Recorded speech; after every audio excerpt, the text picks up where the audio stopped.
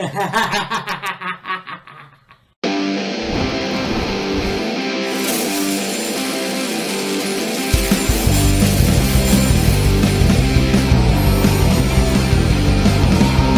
said, she'll take me anywhere, she'll take me anywhere, as long as she stays with me. She said, she'll take me anywhere, she'll take me anywhere, as long as I stay queen. Yes, yes, Molly's lips, yes, yes, Molly's lips, yes, yes, Molly's lips, yes, yes, Molly's lips.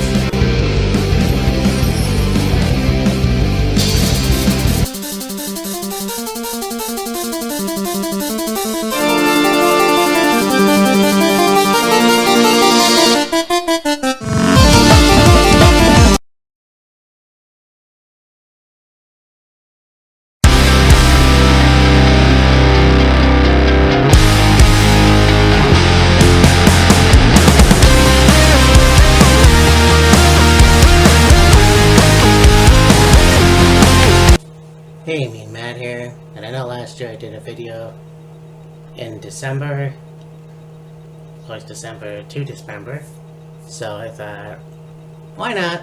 I'll do a video this year, and I figure I was gonna do Armageddon 2003, but I think this show is better. So Armageddon 2002, which actually aired on December 15th, which is today, but I'm not going to give myself a headache and edit it now, so well, you'll see it when you see it. But this should, yeah, this was a good show.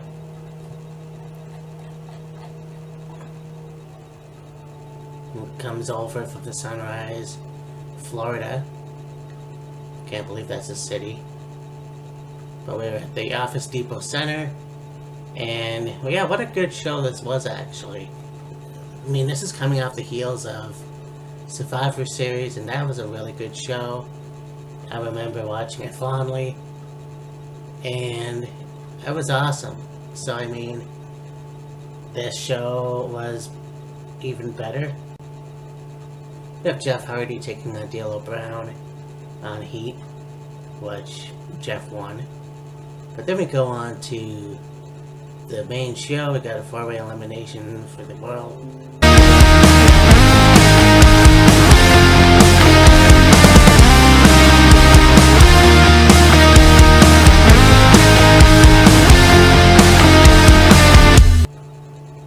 Now, before I start, I will say this is a two-brand show, Raw and SmackDown, so I think that was pretty cool, despite the fact that, like, really, who cares? If you're gonna do that, then why did you do the brand split? I don't get it, but anyways. We got Booker T and Goldust, who defeated Chris Jericho and Christian, who were the champions. Lance Storm and Rowan Regal of the Un-Americans, and the Dudley Boys. And this match was awesome. I mean, 3D did the 3D, obviously. Jericho and Christian really tried to take their titles. But in this fashion, I'm just going to say it. We have Booker T, who eliminated Chris Jericho. Of course, the tag team champions at the time. Jericho and Christian were the last to survive, and yeah, they basically were the ones that, yeah, they had a good match. Those four put on a good match. And I feel like, too, it was Booker T and Goldust. Yeah, they were a comedy team, but it was almost like they gelled well together. And I think Booker T, being a tag team wrestler, really proved that he could make that team better. I don't even think that makes sense, but it was a good match.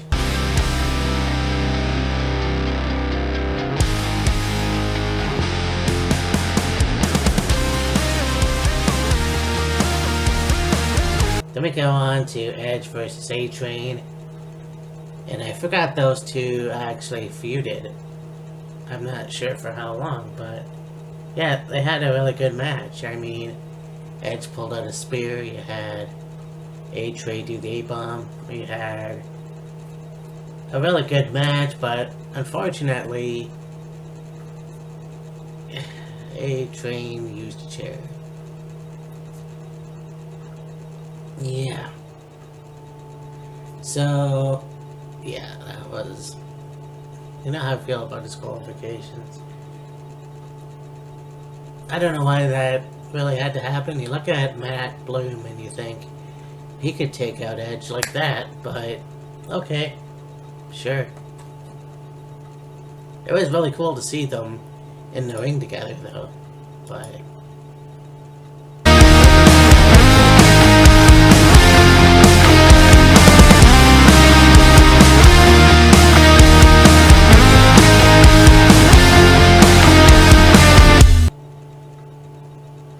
Well, I mean, these two guys were best friends, and if it weren't for the one guy, I think this match would be one of the best matches in history. I mean, it's Chris Benoit versus Eddie Guerrero, and I think that, yeah, these two put on a clinic. They really beat the shit out of each other. They, you know, Eddie even did the German suplexes, and you had the Texas Cloverleaf. Got Benoit doing the German suplexes. He pulled out a diving headbutt, and yeah, basically got the win. And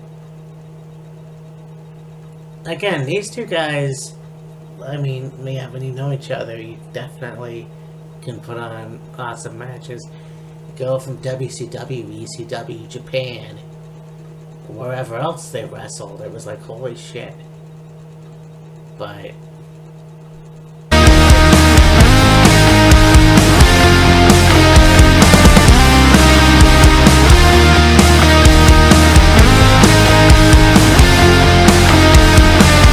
then you have Batista versus Kane. Got Ric Flair in Batista's corner. And this was an okay match too. I think Kane was just starting to... Well, this was a year before that. Starting to go into that other unmasked phase. That was 2003. This was a good match. Batista ended up getting the win. And I think Evolution around this time in general was very strong. Obviously, when you have someone like Triple H, it's like, yeah, this is... There's no doubt.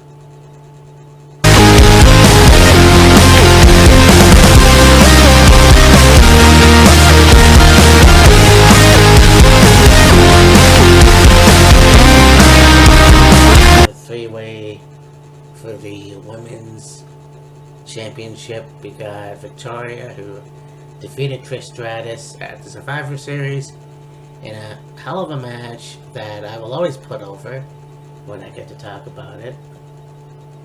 And anyways, it's Victoria versus Trish Stratus versus Jacqueline. And I always forget how long Jacqueline has been in the wrestling business. It go all the way to WCW and other promotions. But this was a good match too, and Victoria picked up the win, and Trish Stratus delivered the Stratus, like, Bulldog, or I can't remember. The chick kick. I honestly wish I would have paid more attention to that, but she went to pin Jacqueline, but Victoria pulled her out of the way and went into the ring and got the win, retaining the title. Embarrassed, but I mean, this was a good match. All three of these women, I think too, like Trish Stratus came back in 2018, and then of course recently in can still do it in the ring, and I think that's awesome. And Victoria, of course, being inducted into the TNA Hall of Fame as Tara. So there it is.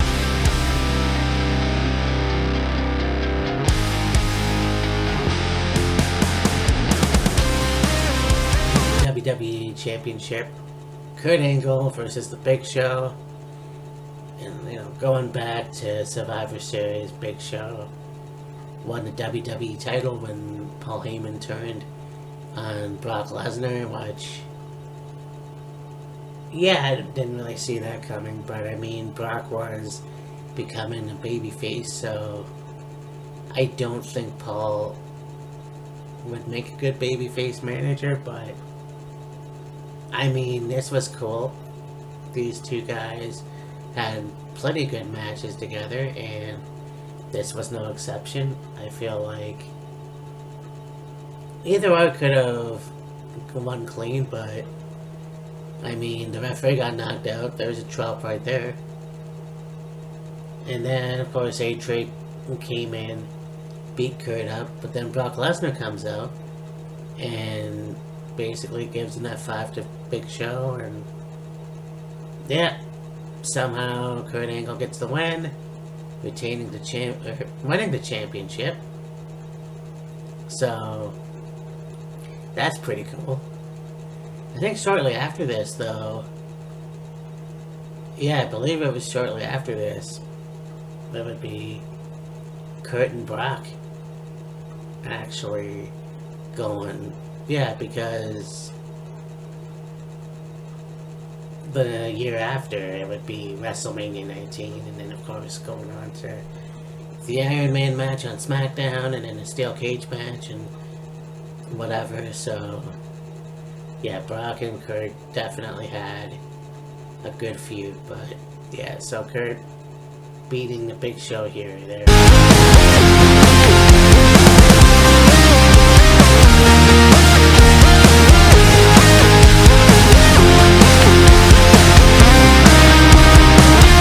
3 stages of hell. And I wish they would bring this back. Honestly, it wouldn't hurt them. I feel like this was a good stipulation, because you got 3 different stipulations. It's got the World Heavyweight Championship, Triple H versus Shawn Michaels, where Shawn won in the Elimination Chamber at the Survivor Series. But first, you got Stage 1, which was a street fight match. That was pretty cool. Triple H won that one.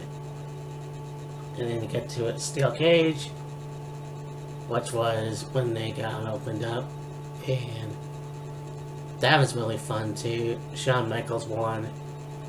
And then stage 3, if you get a stage 3, was a ladder match. And that was pretty cool as well. And I mean, I thought Shawn would have retained. That would have been cool, but at the same time, you know, that didn't happen. Somehow Triple H got up the ladder and got the win. And so, yeah, the new world champion. And I mean, I was a rumor that Shawn didn't want to be the world champion in the first place, but you know, there it is. I think that, yeah, I wish you'd get matches like this, you know, the 3 stages of hell. But I feel too like, if you want to question if wrestling is fake, you gotta watch. There's a behind the scenes, and I'm not sure if it's this match that they had. I'm pretty sure it is though, because they're backstage, they're all bloody, they're all swollen, they're being tended to. But they just, yeah, they really just beat the shit out of it. There's no other way of saying it. They just, yeah. But anyways, so there it is. And yeah, talk to you later. Bye. So you know that them cutting WCW was a long time coming. I